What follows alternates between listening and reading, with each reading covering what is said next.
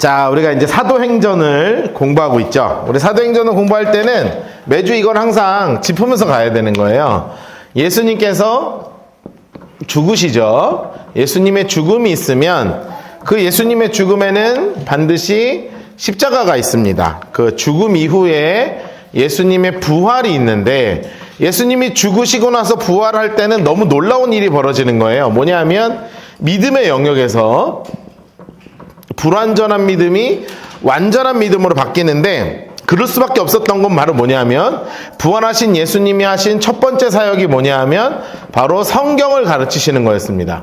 그러니까 예수님은 그냥 성경을 가르치셔서 믿음이 있기는 있는데 불완전한 믿음을 가진 사람들이 완전한 믿음 가운데 거하도록 하나님께서 말씀하신 거예요. 그러니까 기독교는 왜 이게 가능하냐 하면 기독교는 말씀의 공동체니까. 그러니까 성경을 딱 붙잡으면서 사는 거고 성경 안 붙잡으면 죽는 거거든요. 그래서 하나님이 일부러 성경을 가르치신 것 같아요. 그리고 나서 예수님께서 승천하시죠. 승천을 하시면서 두 가지 말씀을 하십니다. 첫 번째는 예루살렘에 머물러라. 그리고 두 번째는 성령을 기다려라. 자, 그래서 예루살렘에 머물리고 성령을 기다려라 하니까 그 기다린 공동체를 통하여 교회가 탄생하고, 교회의 탄생과 그리고 탄생한 교회를 통해서 선교의 시작, 선교가 어떻게 시작되었는지를 알려주는 책이 바로 뭐냐면 사도행전이 되는 거예요. 그러면 우리가 사도행전을 지금 한 4주, 우리가 지금 이번 주 4주차인가요? 5주차인가요? 5주차로 공부하면서 이 말씀 그대로 가는 걸 지금 보고 있죠. 말씀 그대로 가는 거예요. 오직 너희에게 성령이 임하시면 너희가 무엇을 받고?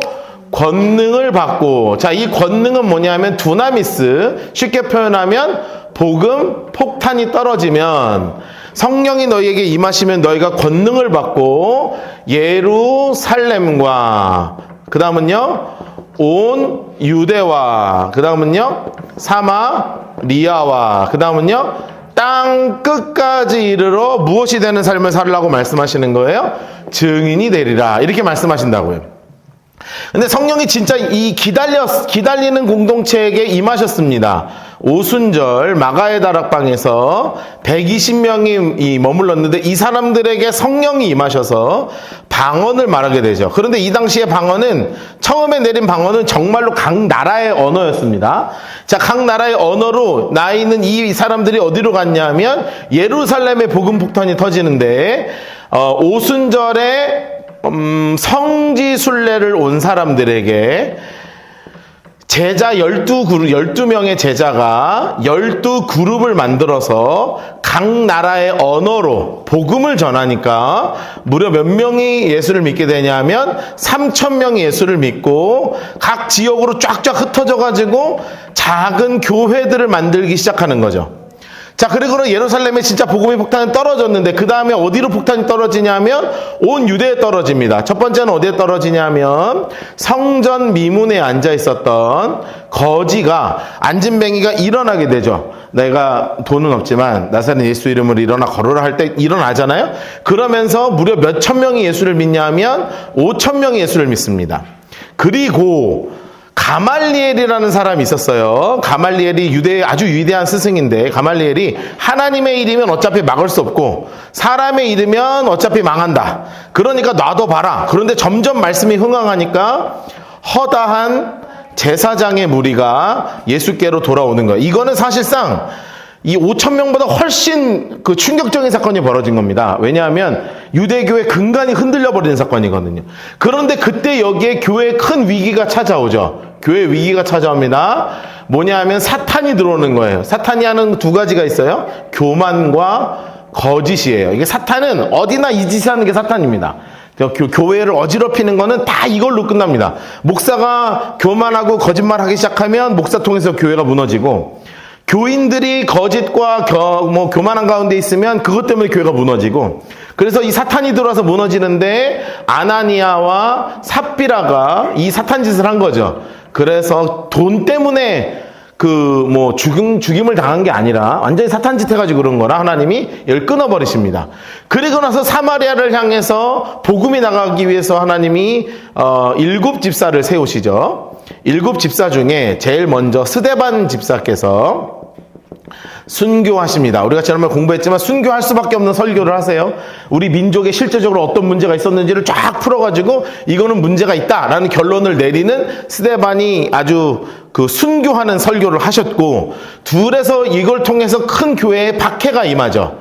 자, 기독교인은 모이면 예배드리고 흩어지면 전도하는 거니까 박해를 통해서 사마리아 각 지역 가서 다 복음을 전하니까 놀라운 일이 벌어지는데, 그때 누구를 사용하시냐면 빌립 집사님을 통해서 사마리아 교회가 생깁니다. 사마리아 교회가 생겨요. 우리는 별로 놀랍지 않은 얘기지만 사실은 시작 성경을 읽는 사람들은 화들짝 놀라는 얘기라고요. 사마리아에 교회가 생기다니. 야, 이건 뭐 정말 놀라운 일이 벌어지는 거예요. 자, 그런데 사마리아까지 복음이 전해졌는데 이제 어디를 향해서 복음이 전해져야 되냐면 땅끝을 향해서 복음이 전해져야 되는 거예요. 그래서 제일 먼저 누구를 준비하시냐면 빌립 집사님을 통해서 에디오피아 내시를 복음화를 시키죠. 예수를 만나고, 이분이 우리가 깜둥이의 내시니까 조금 막 우리가 생각할 땐 좀 안 좋은 사람으로 느낄 수 있지만 사실 그렇지 않다 그랬습니다. 굉장한 거부에다가 성경을 실제로 주문해서 살 수 있을 정도의 재력을 갖고 있었고, 사회적 위치를 갖고 있었고, 히브리어를 얼마나 열심히 공부했는지 성경을 따듬따듬 읽을 수 있을 정도로 히브리어를 공부한 대단한 학식이 엄청난 양반이었어요. 그분에게 복음을 전해서 에디오피아를 향해서 복음의 포문이 열렸고, 두 번째 하나님이 준비시키신 분이 누구였냐면 사도 바울이죠. 사도 바울, 그러니까 사울이었는데 그 당시에는 예수님께서 사울에게 나타나서 분명하게 말씀하십니다. 가시체 뒷발질하기가 내게 고생이다 하시면서 사도 바울이 갖고 있었던 영적 갈등과 그리고 영적 고통을 예수님께서 직접 만나 주시면서 완전히 해결하시면서 이방인을 향한 나의 그릇으로 삼으시죠. 나의 그릇으로 하나님께서 준비하십니다. 그리고 근데 한 가지 남아있는 사건이 있었어요. 땅끝을 향한 시작점인데, 그게 바로 베드로인데, 베드로가 편견을 가지고 있는 거예요. 이방인이 과연 복음을 받아들일 수 있는가? 이거에 대한 심각한 편견을 갖고 있었습니다. 그러니까 초대교회 요 예루살렘에 5,000명의 사람들이 베드로가 이런 생각을 가지면 이 5,000명도 그런 생각 갖겠어요? 안 갖겠어요? 당연히 갖겠죠. 그러니까 복음이 바깥으로 뻗어 나가야 되는데 다 진짜 이렇게 복음이 전해질까 말까 다 이 생각하고 있는 거예요. 그러니까 불가능하니까 하나님께서 이 베드로의 편견을 빵 깨시는 거예요. 이거를 오늘 우리가 본격적으로 공부하려고 하는 겁니다. 자, 어디 박스를 치냐면 사도행전 9장 32절부터 43절까지 9장 32절부터 43절까지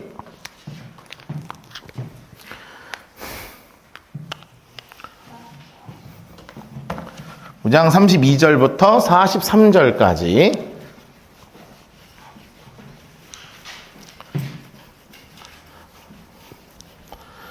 (9장 32절부터 43절까지) 박스를 다 치세요. 근데 여러분 이렇게 복습하니까 이제 눈에 조금 들어오시죠? 사도행전이 쭉 이제 들어오는 거예요. 이제는 오늘까지는 지도가 조금씩 그릴 거고요. 다음 주부터는 이제 지도를 본격적으로 그리기 시작하거든요. 그러면 이제 더 재밌어질 겁니다. 이제 사도행전이.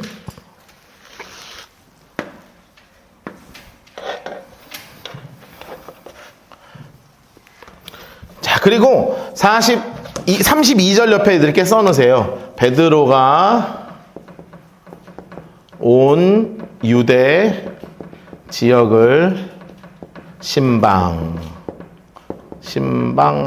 이렇게 써놓으세요. 이제 교회가 온 유대에 갑자기 팍 퍼졌잖아요. 그러니까 이제 베드로 사도가 가면서 막 이제 신방 다니면서 이제 이렇게 교회 이렇게 돌보는 거. 그러니까 신방하는 장면이거든요. 근데 이제 지도를 하나 그려 놓을 거예요. 거기 32절이나 그 밑에 우리 칸 있죠? 그 옆에 칸이나 밑에 칸이나 이렇게 지도 하나 그려 놓으세요. 이렇게 그리면 돼요. 이렇게 그리고 이렇게 그리면 됩니다. 자, 그러면 요게 뭐냐면 요게 갈릴리 바다. 그리고 요게 요단강. 요게 사해 바다. 자, 요렇게 해 놓으시고 여기가 어디냐면 사해바다 옆쪽이 어디냐면 여기가 예루살렘입니다. 여기가 예루살렘이고요. 여기 위쪽에 가면 여기가 항구 도시인데 요빠예요. 요빠. 그리고 거기 아래쪽이 바로 붙어있는 이쪽이 룻다. 오늘 이제 지금 32절에서 43절 나오는 거예요. 요빠, 룻다. 그리고 이제 좀 이따 10장 시작하자마자 나오는 곳인데 여기 위쪽입니다. 가이사랴. 이렇게 해놓으세요. 가이사랴.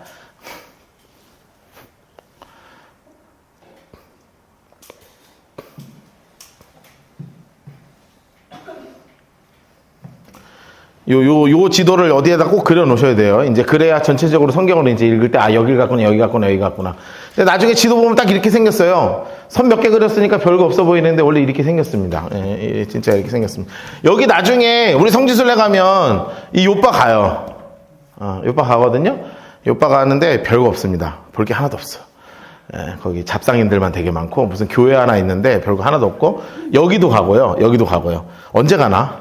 제가 지금 꼬시고 있습니다. 우리 인원이 한 30-40명 돼야 돼가지고 해운대에서도 몇 명 좀 꼬셔가지고 파티를 한번 이렇게 만들어가지고 한번 날라가자 우리가 지금. 그러면 내가 모아놓고 다 가르쳐 줄 테니까 열심히 꼬시고 있습니다. 네, 꼬셔질 것 같아요. 자, 이렇게 해서 지금 이제 돌보는 거예요. 그러니까 32절 보세요. 베드로 장색깔이 하면서 인물 색깔이 하면서 베드로 사방 다니다가 룻다 장색깔 합시다. 룻다에 사는 노란색으로 색칠할까요? 성도들에게도 내려갔다. 그러니까 지금 성도들 돌보러 간 거죠? 이제 신방하러 가신 거예요. 거기서 누구를 만나냐면 애니야. 인물 색깔 하세요. 애니야. 인물 색깔 하시고 초록색으로 색칠합시다. 사람을 만남에 그는 중풍병으로 침상 위에 누운 지 8해라. 자, 8년 동안 중풍병 걸렸습니다. 중풍병 걸리면 살아날 가능성 있어요, 없어요? 없죠. 지금은 골든타임을 지키면 다 되거든요. 골든타임만 지키면 다 살아. 요즘 의술이 많이 좋아져서 진짜 골든타임만 지키면 다 살아요. 그러니까 여러분 혹시 쓰러지시면 빨리 골든타임을 지키시면 살아날 수 있습니다. 주변에 누굴 옆에 항상 두시고 살아날 수 있어요. 그런데 그때 8년 됐으면 가망성이 없죠. 근데 베드로가 이르되 애니야야 예수 그리스도께서 너를 낫게 하시니 일어나 내 자리를 정돈하라 하니까 어떻게 됐어요? 노란색으로 곧 일어나니. 자, 그런데 우리는 늘 어디에 관심이 있냐면 옆에 써놓으세요. 자, 육체의 기적이 있습니다. 그런데 육체의 기적이 있고 영혼의 기적이 있죠. 진짜 중요한 기적은 어떤 기적이라고요? 영혼의 기적이 진짜 중요한 기적이라고요. 왜냐하면 육체의 기적이 일어나는 건 중요하긴 하지만 성경을 이렇게 보면 요한복음 나중에 한번 읽어보세요. 우리 요한복음 나중에 읽을 때 어떤 관점에서 읽어야 되냐면 요한복음 읽을 때 팁을 알려드릴 거예요. 나중에 요한복음 공부하긴 하겠지만 그 전에 읽을 때 팁을 알려드리면 어떤 사건이 벌어져요. 예를 들어서 병자가 일어났어. 그러면 얘가 일어난 이 사람이 그 다음에 어떤 고백을 하느냐를 봐야 되는 거예요. 예수님이 누구를 만났어. 니고데모도 만나고 수가성의 여인도 만났어. 여기서 계속 만나거든요, 예수님이. 그럼 만난 이 사람이 어떤 고백을 했느냐를 계속 봐야 돼요. 이 요한복음 읽을 때 아주 중요한 팁입니다. 이 사람이 어떤 고백을 하느냐. 그런데 요한복음을 읽다 보면 육체에 엄청난 기적을 겪었는데 예수를 안 믿는 사람이 있습니다. 여러분, 이거는 되게 심각한 문제죠? 되게 엄청난 그 회복을 얻었는데 예수를 안 믿어요. 그러면 육체가 고쳐진 게 의미가 있어요, 없어요? 없죠. 당장은 의미가 있어 보이지만 그 영혼이 천국 가지 못한다면 그게 난 게 뭔 의미가 있겠어요? 의미가 없는 거예요. 그래서 우리에게 진짜 중요한 건 뭐냐면 영혼의 기적입니다. 그럼 애니야가 지금 나았습니다. 그러면 애니야가 난 것도 중요하지만 애니야를 통해서 영혼의 기적이 일어나는 게 진짜라고요. 그래서 그 다음에 뭐라고 써있냐면 보세요. 장수 색깔 합시다. 룻다. 그리고 사론. 장수 색깔 합시다. 룻다. 사론. 그리고 노란색으로 하실까요? 사는 사람들이 다 그를 보고 주께로 돌아오니라. 아, 대단한 일이 벌어졌죠. 이 사람을 통해서 뭐가 시작되는 거예요? 영혼의 기적이 시작되는 거예요. 영혼의 기적이. 자, 그러고 나서, 여기 이제, 이 루따라는 데가 있었는데, 지금, 그러니까 이제 루따 사람들이 예수 믿어야 되니까 베드로가 엄청 바빴겠죠? 근데 그 동시에 욥바에서 무슨 일이 있었냐면, 욥바 31절 장색깔 하실까요? 욥바 장색깔 하시고, 인물 색깔 하세요. 다비다. 인물 색깔 하세요. 다비다. 라고 하는 여자가 있었습니다. 근데 이름을 번역하면, 인물 색깔 하세요. 도르가. 성경엔 다비다라고도 하고, 도르가라고도 하고. 근데 이 의미가 뭐냐면 사슴 눈망울이란 뜻이에요. 우리 사슴씨, 우리 사슴 여사께서, 꽃사슴 여사, 우리 꽃사슴 여사께서 하시는 일이 뭐였냐면 노란색으로 색칠해 놓으세요. 선행과 구제하는 일이 심이 많습니다. 심이 많아요. 아, 그때 초록색으로 색칠했어요. 그때 병들어 죽음에 시체를 씻어 달하게 누여요. 여러분, 병들어 죽었다. 그래서 시체를 씻었다. 그렇다는 것은 이 도르가한테, 우리 꽃사슴 씨한테 뭘 했다는 거예요? 염이 끝났다는 거예요. 써놓으세요. 염이 끝났다. 그러니 살아날 가망성 있어요, 없어요?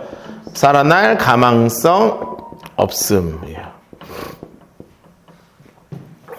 염이 끝났습니다. 이제 구멍에 휴지로 다 막은 겁니다. 그러니까 가망성이 아예 없는 상황이에요.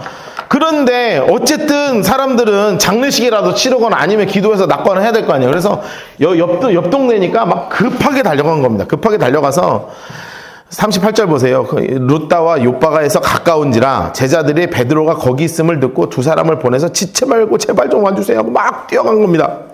그러니까 베드로가 일어나서 그들과 함께 가서 이름에 그들을 데리고요. 다락방 올라갔는데 세상에 노란색으로 색칠해 놓으세요. 모든 과부가 베드로 곁에 서서 울며 도르가가 그들과 함께 있을 때 지은 속옷과 겉옷을 다 내보입니다.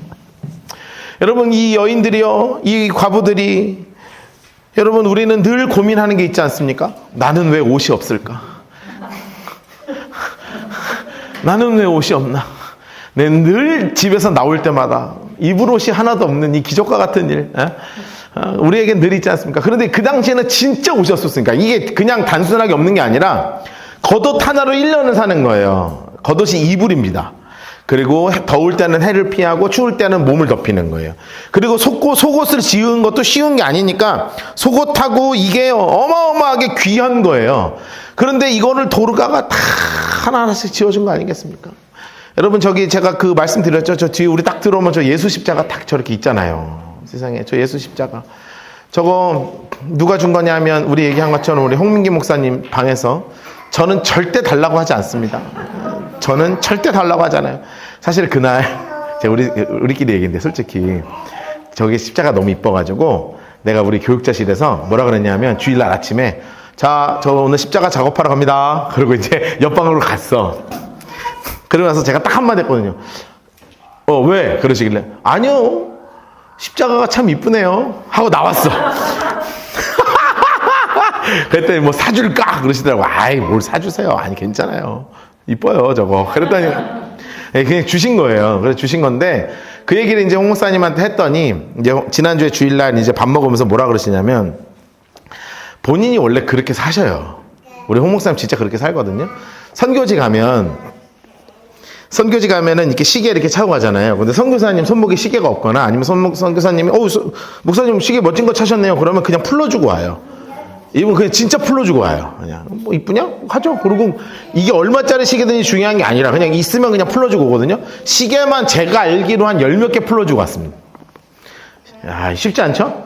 그리고 이제 예전에는 뭘 좋아했냐면 카메라 좋아했거든요. 홍 목사님 카메라 취미가 있어서 사진 찍는 걸 좋아해가지고 막 카메라 좋은 거 갖다 막 선교지 가면 찍을 게 많잖아요. 막 찍고 다니는데 선교사님들이 별 생각이 없이 목사님 카메라 좋아 보여요. 그러면 그냥 줘. 그냥 한 3대 주고 왔어요.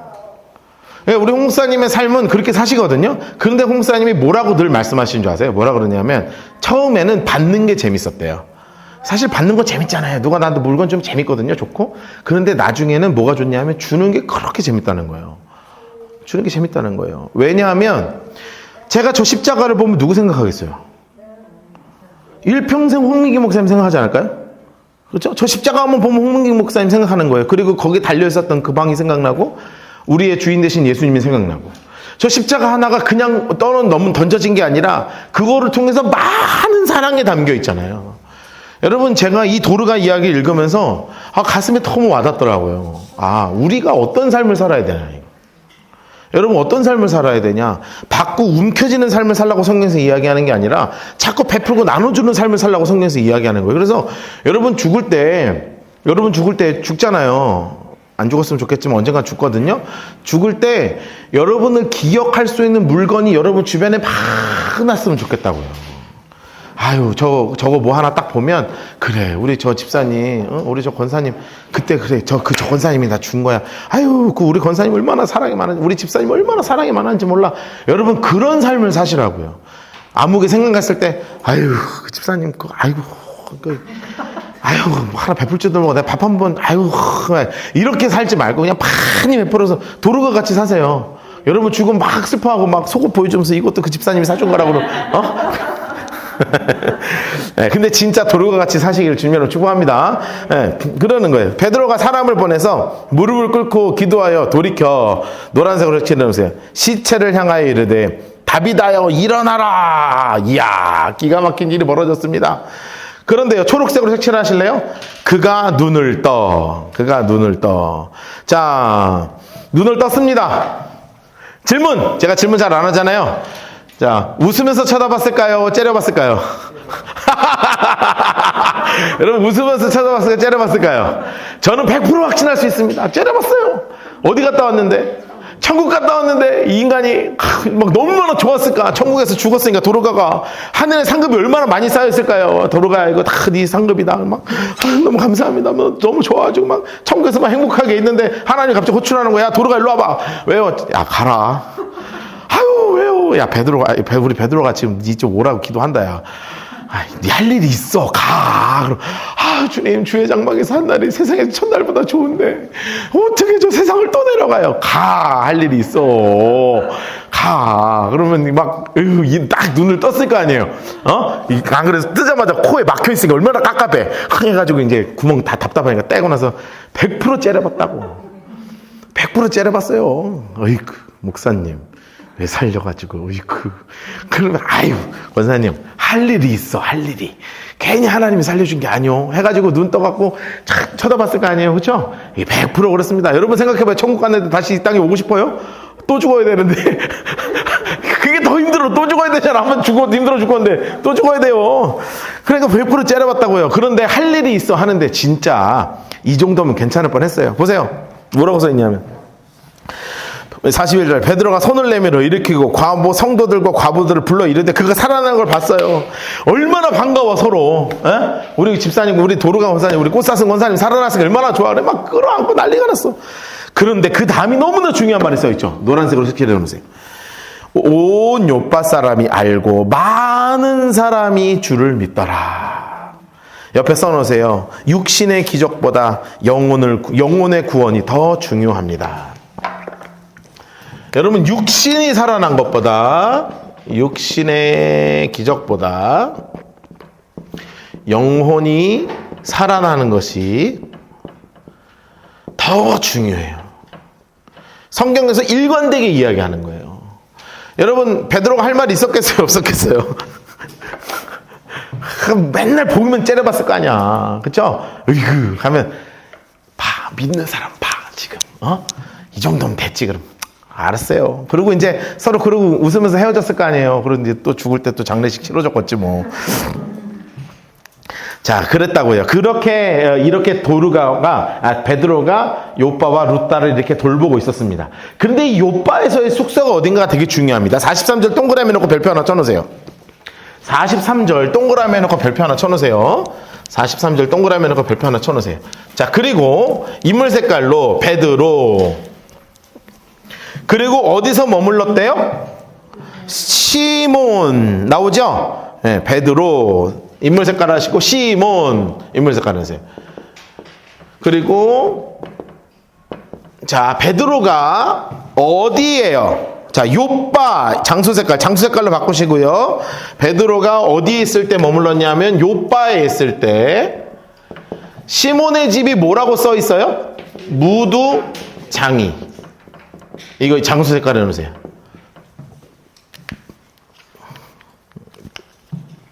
여러분 성경에서 왜 무도장의 집을 강조하냐 하면 우리나라에서 조선시대 최하층민이 누구냐 하면 백정이었습니다. 그쵸? 백정 같은 놈 그렇게 하잖아요 옛날에. 요즘 그런 말 잘 안 쓰지만 백정이 최하층민이었습니다. 근데 이 백정보다 하나 더 아래가 있어요. 그게 뭐냐면 가파치예요. 가파치. 이 가죽 세공하는 사람. 자, 무도장의 집은 뭐냐면 가죽 세공이거든요. 물론 지금은 시대가 달라져가지고 가죽 공방하고 이제 그렇게 하지만 옛날에는 엄청 하층민이에요. 이게 써놓으세요. 최하층민입니다. 최하층민 집에서 지금 거 하는 거예요. 여러분 이 집에서 냄새가 얼마나 났을까요? 상상되세요? 막 짐승 썩는 냄새, 막 온갖 냄새가 얼마나 났을까요? 여러분 저희 아버지가 목회를 26년 동안 담임 목회 하시면서 여러 사건이 있었는데요. 여러 사건이 있었는데 그 중에 우리 그 이름은 이야기할 수 없고 여러분 거지랑 잡았어요? 아직 안 잡았어요? 아니 거지랑도 안 잡고 뭐 인생 어떻게 사셨대? 아니 제가 거제예요. 거지 오케이. 나 똑같. 근데 제가 얘기하는 거 진짜 찐 거지. 진짜. 그런 거 말고 진짜 거지요. 왜냐하면 저희 아버지 교회 그 집사님의 오빠가 진짜 거지였어요. 미아리라고 있거든요. 그 미아리에 굉장히 유명한 진짜 거지였어요. 진짜 거지. 근데 이 양반이 어떻게 사시는 분이냐면 거지니까 그냥 뭐 입고 이제 뭐 벗고 싸고 이런 게 없어. 그냥 여기서 다 해결을 하고 그리고 그냥 여기 가잖아요. 가서 술이 남아. 식당 가다가 술이 보이잖아요. 그럼 들어가서 술을 그냥 뺏어서 마셔요. 그리고 이제 거기는 안주 이제 긁어다가 잡숫고 그걸로 식사하시는 거야. 과일이 먹고 싶으면 저기 가가지고 아무도 못 말려. 그 미안해 막 돌아다니고 과일상 있으면 과일 집어 그냥 먹어요. 득득 닦아가지고. 아프잖아요. 막 배가 아파. 그럼 옆에는 아무 병원이나 들어가. 약 주셔. 그래요. 그럼 약 타갖고 주사 한 대 맞고 나와요. 안 놔주면 견딜 수가 없어. 그 양반이 누구를 제일 좋아했냐면 우리 아빠를 너무 사랑해. 이 목사님 댁에만 가면 잠이 잘 온다고. 그래서 여러분 48시간 자는 사람 보셨습니까? 나는 그분을 처음 봤습니다. 미아리 장고 형님. 48시간 주무셔요. 제가 어떻게 하냐면 오면 언제든지 오시거든요. 그냥 버스 타고 와요. 버스도 그냥 타고 와. 우리 집이 경기도 남양주시였는데 한 2시간 걸리는데 그냥 아무 버스나 자꾸 타고 오는 거예요. 그냥 와, 버스비를 안 내. 그냥 돈을 받을 수도 없지. 그냥 타고 와요.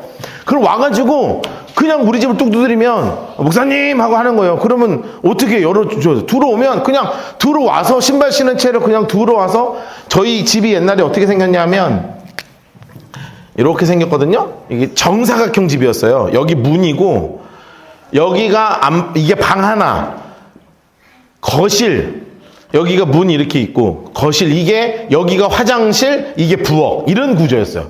그냥 여기가 거실이에요. 그럼 들어와. 그래서 여기에 누워.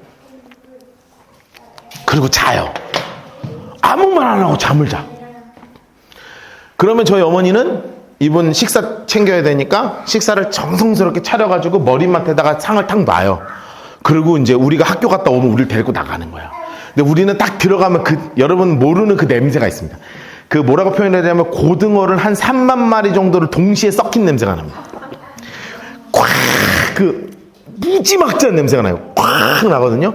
그러니까 집에 들어갈 수가 없습니다. 일단 들어가면 안방으로 훌렁 들어가. 이 할아버지 주무시고 계시니까 이 거지가 주무시고 있으니까 조용히 사감사감 해가지고 들어갑니다. 그럼 여기 문을 닫는 것도 닫는 게 아니고 연 것도 연 게 아니야. 그냥 온 집안에 냄새가 가득합니다. 그럼 이제 저랑 제 동생이랑 데리고 그냥 여관으로 가는 거예요. 그 동네 여관으로. 그런 여관, 허름한 여관에 가서 돈이 없으니까. 가서 거기서 재우는 거야. 그리고 그 다음날 아침에 가고 학교 가고. 그리고 그날 오후에 집에 오면 또 우리를 데리고 나가요. 여관으로. 왜냐면 48시간을 자요.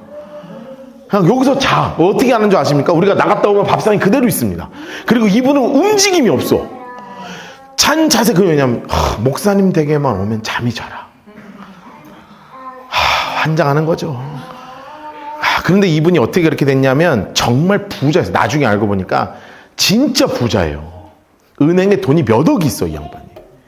그런데 고등학교 때 워낙 귀하게 자랐는데 고등학교 때 이제 선생님이 송찌검을 딱 하는 순간 머리털하고 처음 맞아본 거야. 그 폭력에 이분이 머리가 돌아가지고 이제 진짜 아프게 된 거예요. 그런데 돈이 있는데 쓸 줄을 몰라. 그런데 누구도 건드리지도 못하게. 야, 어떻게 보면 그걸 알고 잘해준 것 같은데 나중에 알았어, 안타깝게도. 그런데 그 누구보다도 우리 어머니 아버지를 사랑했거든요. 저희 어머니 아버지도 정말 사랑으로 대했고요. 제가 그 기억이 나거든요. 그런데 제가 잊지 못하는 게 이 냄새예요, 냄새. 제가 왜 항상 이 본문을 읽을 때마다 이 분이 늘 생각나. 이 생선 3만 마리 동시에 썩은 그 냄새가 여기에서 났을 거라고요. 여기서 났을 거라고요. 그런데 왜 성경이 이걸 이렇게 강조해서 얘기한 줄 아십니까? 베드로의 영성이 이 정도까지였다는 겁니다. 여러분, 이런 데서 하루 잘 수 있겠어요? 진짜 큰 맘 먹고 가서 자야 돼. 만약에 잔다 그러면 큰 맘 먹고 가서 자야 돼. 그런데 그렇지 않아요. 여러분, 이게 뭐냐 하면 베드로의 영적 상태를 보여주는 거예요. 베드로의 영적 상태는 굉장히 하이 클래스에 있는 겁니다. 베드로의 영적 상태는. 자, 그런데 이런 상태였음에도 불구하고, 이런 영적 상태였음에도 불구하고 사람을 살려요. 잘 보세요. 루다에서는 8년 된 중풍병자를 고쳐요. 요바에서는 죽은 꽃사슴 쓴 권사님 살려요. 그리고 잠은 어디서 자냐면 최하층민 엄청 냄새나는 데서 자요. 이 베드로의 영적 상태가 어마어마한 분이에요. 그런데 이분조차 아직도 깨지지 않은 게 있는데 바로 뭐냐면 이방인의 구원. 이방인 구원의 문제는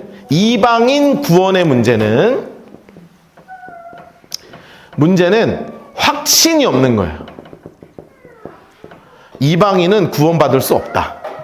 이것이 머릿속에 확 가득 차 있는 거예요. 그래서 하나님이 이렇게 위대한 사람임에도 불구하고 깨지지 않는 이 편견을 완전히 부시기로 작정하십니다. 그게 10장 1절부터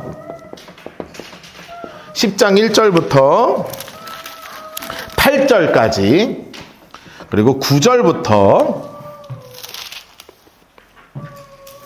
23절까지.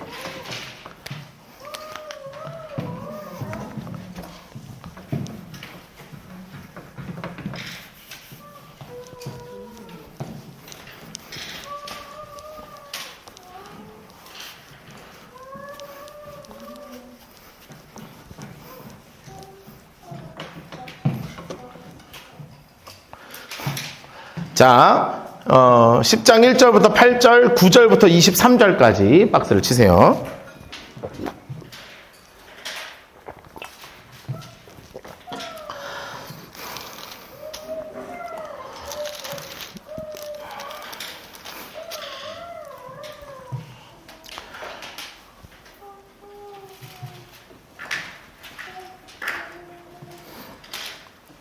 (10장 1절부터 8절) (9절부터 23절까지) 뭐 천천히 시간을 드릴 테니까 박스 치시면 됩니다.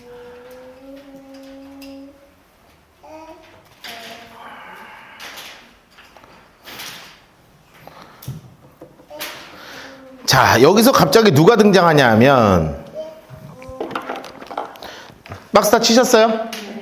치셨죠? 자, 장수 색깔로 가이사랴. 그리고 거기 누가 나와요? 고넬료. 인물 색깔 하세요. 가이사랴 장수 색깔 하시고, 고넬료 인물 색깔 하시고요. 인물 색깔 하시고, 그리고 하는 사람이 있는데 초록색으로 이달리아 부대랑 하는 군대의 백부장. 자, 지금 갑자기 누가 등장합니까? 고넬료가 등장하죠. 자, 고넬료 옆에 써놓겠습니다. 고넬료 어느 나라 사람이에요? 이탈리아인이죠. 이탈리아인. 그렇다는 건 유럽인입니다. 이탈리아인이라는 건 어느 나라 사람이라고요? 유럽 사람이에요. 베드로는 어느 나라 사람? 중동 사람. 압둘라. 완전히 다른 느낌이에요. 얘는 알카포네 느낌이고, 우리 베드로는 압둘라 느낌이고, 이제 그런 게 완전히 생김새가 다르죠? 완전히 생김새가 달라요.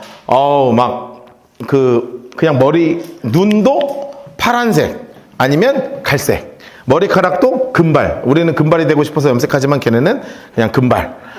여러분 갖고 있는 이 갈색 머리, 뭐 염색한 거 다 걔네 원래 갖고 있는 색깔. 게다가 코는 오똑하고 눈 부리부리에 쌍꺼풀 엄청 크고 우리는 쌍꺼풀 만들고 싶어서 수르수르하지만 걔는 쌍꺼풀이 막 이따만 하죠. 그리고 이제 가슴에 털이 막 북실북실하고 그리고 이탈리아의 군인이니까 막 복근이 막 쫙. 저도 복근이 쫙. 걔는 가나 초콜릿, 나는 키세스. 같은 초콜릿입니다. 네. 자, 그래가지고 이탈리아 사람입니다. 게다가 직업이 뭐예요? 군인이죠. 군인 중에 백부장입니다. 여러분, 우리가 백부장 하면 뭐 그냥 한 100명 정도 다스리네, 그게 아니라 그 당시에는 이 백부장이 몇 명 모이면 황제를 옹립할 수 있어요. 우리 군단을 움직이는 거니까. 그래서 사실은 굉장히 큰 지위를 갖고 있는 사람이기도 했습니다. 그런데 어디로 파견됐냐면 이스라엘로 파견됐는데, 파견된 군인이 이스라엘로 파견돼서 이스라엘의 종교인 유대교로 전향한 사람이에요. 개종이라고 합시다. 유대교로 개종한 사람이죠. 그래가지고 유대교로 개종해서 그냥 대충 믿은 사람이 아니고요. 굉장히 신실했습니다. 성경에 좀 이따 나와요. 신실한 믿음의 사람이에요. 구제도 하고 기도도 하고 막 신실한 믿음의 사람이에요. 완전히 하나님을 믿어서 정말 기도도 하고 대단한 구제도 하는 정말 신실한 믿음의 사람. 그런데 구원은 받았다 못 받았다? 그러나 구원은 못 받았어요. 자, 이런 사람이 고넬료입니다. 그래서 하나님께서 누구를 선택하신 거냐 하면 고넬료를 선택하셔서 지금 이 욥바에 있는 베드로에 가지고 있는 편견을 와장창 부시기로 하나님이 작정을 하신 사람으로 아주 대단한 양반을 하나 딱 선택하신 거죠. 자, 그에 대한 소개는 계속 나와 있습니다. 2절 초록색으로 색칠하세요. 경건. 그거 얼마나 좋은 사람이었냐면 경건했다. 그리고 온 집안과 더불어 초록색으로 하나님을 경외. 하나님도 잘 믿었죠. 그리고 초록색으로 백성을 많이 구제도 많이 했습니다. 게다가 모두 많이 해요. 초록색으로 하나님께 항상 기도해요. 대단한 영성을 가진 사람이죠. 대단한 영성을 가진 사람이에요. 여러분, 우리도 이렇게 살기 쉽지 않습니다. 우리 예수 믿는 사람도 이렇게 살기 쉽지 않은데 대단한 사람이에요. 그런데 이제 이런 사람에게 하나님이 나타나셨어요. 하루는 제9시쯤 초록색으로 했어요. 제9시. 자, 제9시예요. 성경에서 제9시 이렇게 돼 있으면 써놓으세요. 옆하기 더하기 6시간 하니까 오후 3시 이렇게 써놓으세요. 성경에는 어떤 시간이 나오면 항상 더하기 몇을 하라고요? 6 하면 돼요. 더하기 6. 그러면은 이제 9시니까 오후 3시에 3시 기도하는 시간쯤 됐을 때 환상 중에 밝히 보여서 하나님의 사자가 고넬료야 하는 겁니다. 고넬료가 얼마나 무서워요.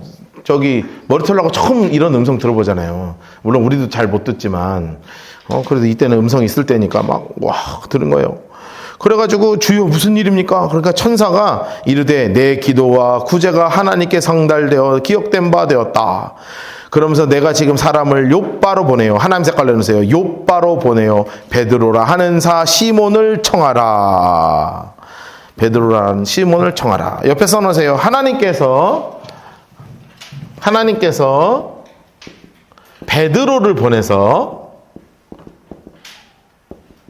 구원의 복음을 전하기로 작정하시는 거예요.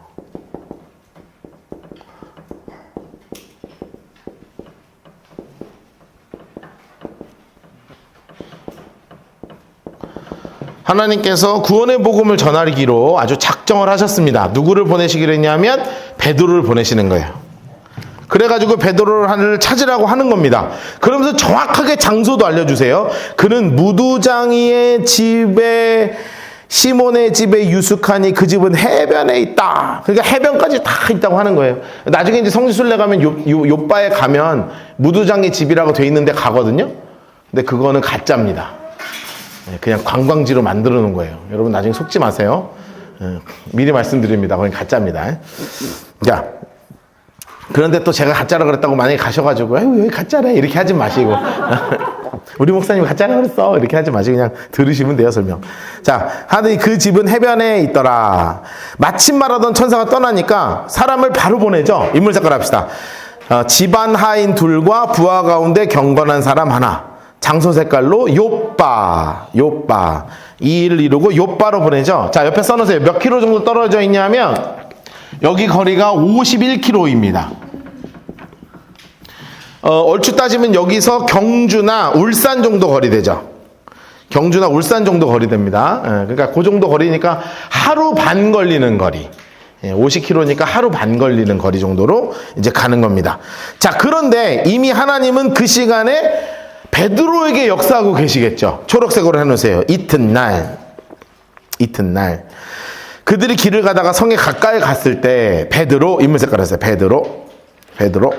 기도하려고 지붕에 갔더니 몇 시더라? 초록색으로. 제6시.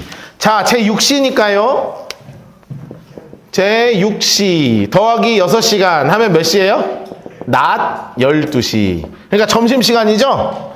배가 고프잖아요. 점심시간이니까 배고프니까 저 좀 먹을 것 좀 준비해 주세요 하고 그 냄새 많이 나는 그 시몬의 집에서 밥 좀 해달라고. 여러분, 그럼 밥은 나 맛있게 나왔겠어요? 예?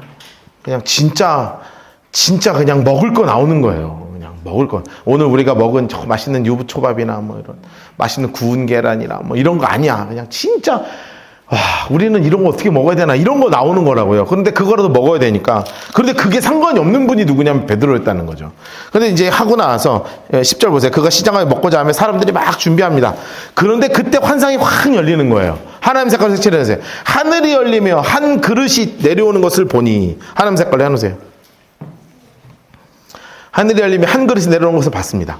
큰 보자기 갖고 내 귀를 메어 땅에 들이었더라. 그러니까 내 구탱이에 이렇게 딱 잡으니까 보자기가 하늘에서 쭉 내려오는 거예요. 근데 거기 뭐가 있는 줄 아세요? 야, 정말 먹을 수 없는 게 들어있는 겁니다. 돼지고기, 장어, 토끼, 뭐 이런 거. 먹을 수 없는 거. 우린 너무 좋아하는데, 그냥 우리 입장에서 생각하면 안 돼요.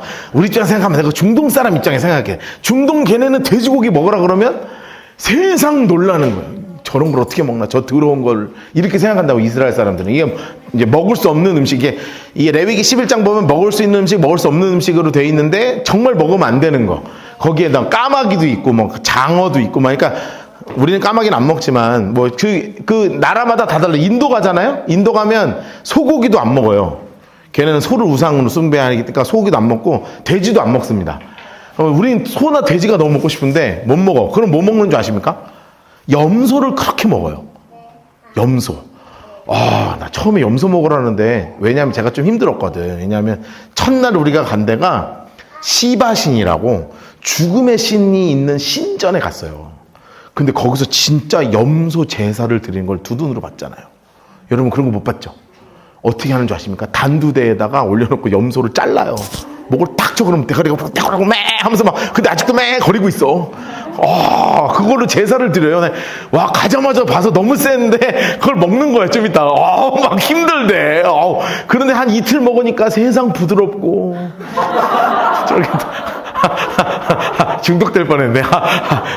네, 맛있더라. 근데 이제 우리는 이제 그런 거 먹으라 그러면 흑염소 이런 거는 먹지만, 이제 먹긴 먹죠. 우리나라도 염소고기 비싸잖아요. 우리나라 염소 먹긴 먹거든요.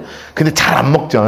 잘 안 먹죠. 근데 이 당시에는 돼지고기 이런 거 먹으라 그러면 막 몸소리 치는 고기거든요. 그런 게 막 그득 담겨 있는 거예요. 뭐 개구리, 뭐 이런 거 있잖아요. 하여튼 걔네는 미끌한 거 못 먹으니까 장어 뭐 이렇게 해가지고 막 이렇게 막 잔뜩 있어. 그러면서 하나님이요 3번의 소리가 있었습니다. 초록색으로, 빨간색 볼펜으로 동그라미 하시고 초록색 색칠하세요. 13절 소리 빨간색 동그라미 하시고 색칠하시고, 15절 두 번째 소리 빨간색 볼펜으로 동그라미 하시고 색칠하시고, 3번 빨간색 볼펜으로 동그라미 하시고 초록색 색칠하시고. 하나님이요 3번에 걸쳐서 똑같은 말씀을 하시는데 그게 이제 단계별로 적혀 있는 거예요. 12절 그 안에 땅에 있는 각종 4발 달린 짐승, 기는 거, 공중에 나는 거. 너무 웃기지 않아요? 기는 건 또 뭐야? 도대체 뭐가 들어있는 거예요? 하여튼 이상한 게 많이 들어있는 겁니다. 그러면서 뭐라 그러냐면, 하나님 색깔로 해주세요. 베드로야 일어나 잡아먹어라. 그러니까 베드로가 뭐라고 얘기하냐면 그럴 수 없습니다. 초록색으로 색칠해 놓으세요. 속되고 깨끗하지 아니한 것을 내가 결코 먹지 아니하였습니다. 자, 그렇다는 건 지금 뭘 얘기하는 거예요? 지금 베드로가 아직도 뭐에 관심을 갖고 있는 거냐면 율법의 관습에 사는 거예요. 율법의 관습 속에 사는 겁니다. 속에 살고 있다 써놓으세요. 율법의 관습 속에 살고 있는 거예요. 그런데 하나님은 이 율법의 관습이 아니죠. 자, 지금 베드로가 가지고 있는 게 뭐냐면 이 율법의 관습입니다. 자, 다시 좀 자세하게 적읍시다. 지금 하나님께서 깨셔야 되는 게 분명히 있다 그러는 거죠. 자, 옆에다 다시 정리합시다. 자, 베드로예요, 베드로. 첫 번째 지금 이 사건을 통해서 드러나는 게 바로 뭐냐면 율법의 관습 속에서 살고 있는 거예요. 자, 그렇다면 율법의 관습 속에서 살고 있다는 것은 모든 생활에 갇혀 있다는 겁니다. 그렇죠? 모든 생활에 갇혀 있는 거예요. 그런데 하나님께서 십자가에서 율법을 어떻게 하셨어요? 완성하셨잖아요. 십자가에서 율법을 완성하셨으니까 주 안에서 완전한 자유를 누리는 겁니다.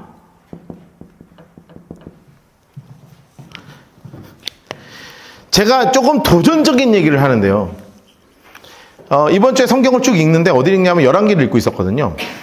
열왕기를 읽는데 새삼스럽게 너무 새롭게 다가오는 얘기가 있었어요. 이제 이번 주 설교에도 나만 얘기를 잠깐 할 텐데 나만 장군 얘기를 읽는데 너무 재밌잖아요. 막 나만 넣었다 뺐다 막 하는데 막 너무 재밌는데 나만이 병이 다 낫지 않습니까? 다 낫는데 마지막에 뭐라고 하는 줄 아세요? 엘리사요, 내가 할 말이 있다. 뭐냐? 내가 나라로 돌아갈 텐데 거기서 나를 양해를 좀 해줘라. 뭘 양해해야 되냐? 내가 지위가 있어서 어쩔 수 없이 우리나라의 신에게 절해야 된다. 그런데 나는 하나님을 섬기는 사람이지만 내가 이 지위 때문에 절해야 된다. 나를 좀 양해해줘라. 자, 그럼 엘리사가 뭐라고 대답했을까요?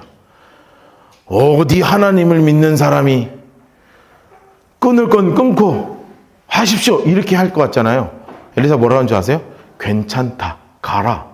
와, 제가 그걸 다시 읽는데 너무 충격을 받은 거예요. 아니, 맨날 읽은 성경인데 왜 맨날 충격이야? 성경 그래서 재밌어요. 수십 번 읽은 건데 또 신기해. 가라는 거예요. 제가 이거를 읽으면서 무슨 생각이 들었냐면 주 안에서 완전한 자유를 누린다는 게 이런 거 아닌가. 우리는 이게 갇혀 있잖아요. 갇혀 있잖아요.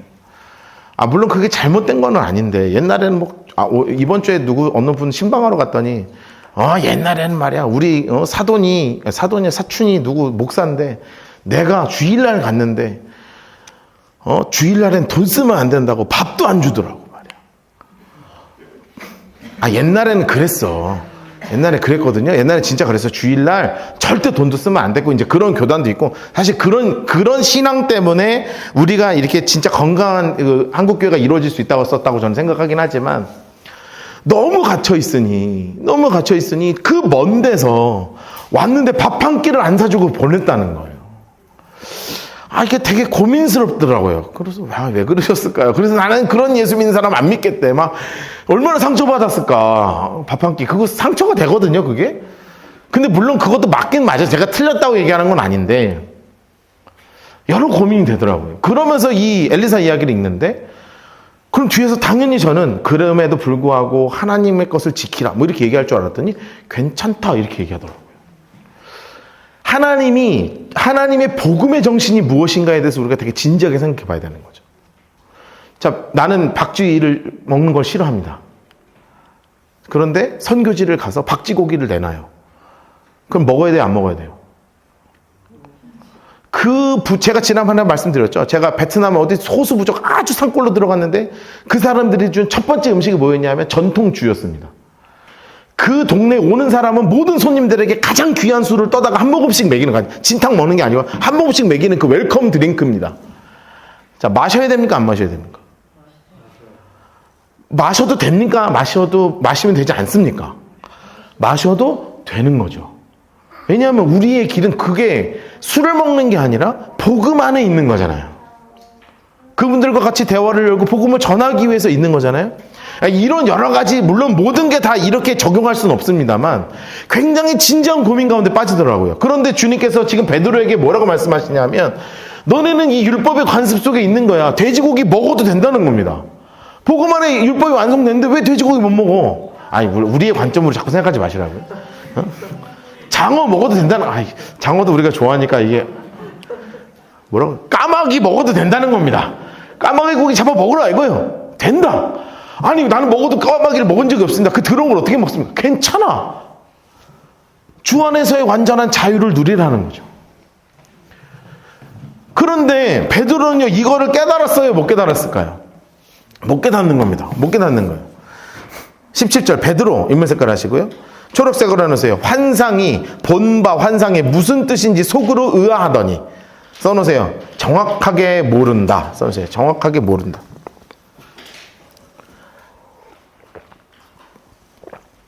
그런데 이 환상이 도대체 뭐야 하는데 갑자기 두드리는 소리가 나는 겁니다. 그리고 봤더니 인물 색깔에서 고넬료가 보낸 사람들이 딱 나타나는 거예요. 고넬료가 보낸 사람들. 시몬의 집을 찾아서 문을 서는 겁니다. 불러붙되 베드로라는 시몬이 여기 있느냐? 그 베드로가 환상 가운데 생각할 때 하나 딱 이 환상 가운데 하나님이 말씀하신 게 또 있었거든요. 하나님 색깔을 색칠해 놓으세요. 성령께서 그에게 말씀하시되 두 사람이 너를 찾으니 일어나 내려가 의심하지 말고 함께 가라. 내가 그들을 보내었다. 하시는 음성을 들어서 두 사람이 올 걸 알았는데 밑에 진짜 사람이 왔잖아요. 한 세 사람 오니까 이 사람들이구나 하는 겁니다. 21절 베드로가 내려가서 그 사람들을 보고 이르되 내가 곧 너희를 찾는 사람인데 뭔 일로 왔느냐? 그들이 대답하되 인물 작가를 해주세요. 백부장 고넬료. 이 백부장 고넬료가 저를 이제 해서 왔습니다. 하나님을 경외하는 사람이라 유대 온 족속이 칭찬하더니 그가 거룩한 천사의 지시를 받아 당신을 그 집으로 청하여 말을 들으려 합니다. 이제 고넬료 백부장 고넬료께서 우리를 불렀습니다. 베드로를. 그러니까 이거 하나님이 부르신 거구나 하면서 아는데 정확하게 뜻은 알아요, 몰라요? 모르는 상태예요. 그래서 일단은 하루 반나절 가야 되는 게니까 일단 들어와서 밥 먹읍시다 하는 겁니다. 그 23절 후반절부터 43절까지 여기 A죠. 23절 B부터 43절 그리고 44절부터 48절까지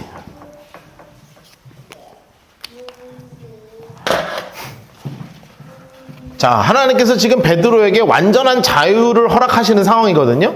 자, 이제 완전한 자유 가운데 복음을 전해라. 이렇게 지금 말씀을 하시는데 베드로는 무슨 말인지 정확하게 모르는 거예요. 베드로는 무슨 말인지 정확하게 모르는 거예요. 그런 상황에서 일단 가는 겁니다. 가는데